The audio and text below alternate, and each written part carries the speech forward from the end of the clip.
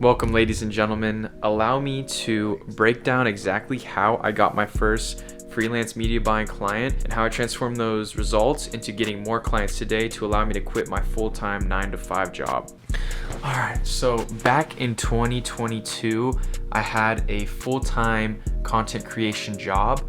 I fucking hated it. I was always on my phone. Actually, funny enough, I was watching a lot of YouTube, and that introduced me to a whole new world of online business. This is where I watched my first Sebastian Escueda video, my first Iman Gadzhi video, Jordan Welch, Seb G, all of those top gurus that were making buku bucks online. That was the point in time when I really got introduced to online business. As soon as I got that first hit, it was literally like crack cocaine. I was watching every single piece of content there was about making money online. And then I realized that making money through social media was going to be my calling. And then I started just sucking up tons and tons of information and content based around SMMA. Literally every single Iman Gadzhi video there was, I was watching. I had his YouTube bell notifications on. And at this point, I was just taking in so much information that I kind of got stuck into this productive procrastination where, sure, I was doing all of this information overload, but I wasn't taking any action to get results, clients. I didn't do any outreach. I was literally just spamming YouTube videos. During my job, I ended up getting fired from that job or laid off, whatever you want to call it. I had to fend for myself, so I tried resorting to content creation, freelance. Tried doing music videos for local rappers in the area. That did not do good at all. I found out about Montel Gordon's social media management business model, where you pretty much just run Instagram pages and Facebook pages for businesses and grow their social following. I ended up spending a lot of money on Upwork connections and wasting probably like $400 or $500 on Upwork connections. So fuck you, Upwork.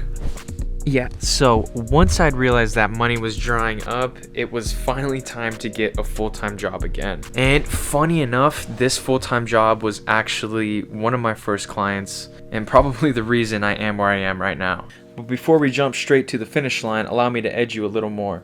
Money was drying up. I had to get a full-time job. So then I thought to myself, why not get a job that's kind of already in the same field that I'm trying to dabble in right now, but also has room to grow in. So I ended up landing this full-time job as a social media manager and a content creator. It was paying me very well. I'm forever thankful for that job. Yeah, so the first year consisted of making content for them, posting on their socials, just growing their socials overall. And I guess you could say this is what helped me understand the fundamentals of like having a good brand, building an aesthetic, a message, something that people can resonate with, as well as kind of sell to the right audience. I actually forgot to mention that the full-time job I was working for was actually for an e-commerce brand that had a huge line of online products for their online store. And about a year into that job is when I started to dabble into Facebook ads. So my roommate owns his own clothing brand. He actually ended up paying an agency to run his ads for him. And I was like, hold on, why don't I just pay this agency to teach me their strategies on how to run ads and apply that to my full-time job that I'm working at right now? And that's exactly what I did. I ended up paying them $750 to teach me their strategies, and I started implementing them with the full-time job, and it was absolutely cooking. I was getting literally like 10K months off of $1,000 ad spend, 10x ROASes, all off of my first client. This was awesome because now I was able to use these results to get more clients and say, hey, I know how to run ads for this brand. I'll show you the results, 10x ROAS. Let me do the same for you. And that's what happened. It snowballed into me getting more clients. So as soon as I hit like 5 or 6 clients, I ended up putting in my 2 weeks for my job in hopes that I would transition them into being one of my clients. Unfortunately, budgets didn't align, or they're not one of my clients anymore for the time being, but I left in good terms in hopes that they would come back to me to run their ads again. So that is my full story on how I got from my 9-to-5 to where I am now, working on my own, solely off of freelance media buying for other businesses. Personally, I think I took the safer route by, hunting for a job that had growth and being able to transition at that job.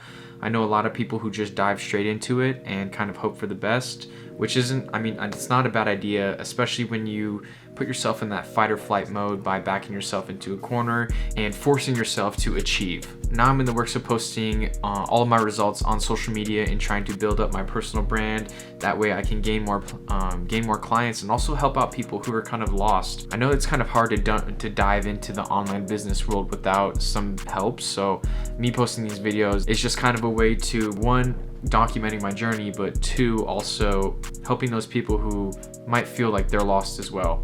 I'm going to be posting a lot more on YouTube. If you're looking to just follow my journey or gain some tips and tricks when it comes to freelance media buying, feel free to subscribe, like, comment, share this with a friend. And also, if you're looking to join some type of community, I have a Telegram I literally just created like 2 hours ago. So the link will be in the description and feel free to check that out.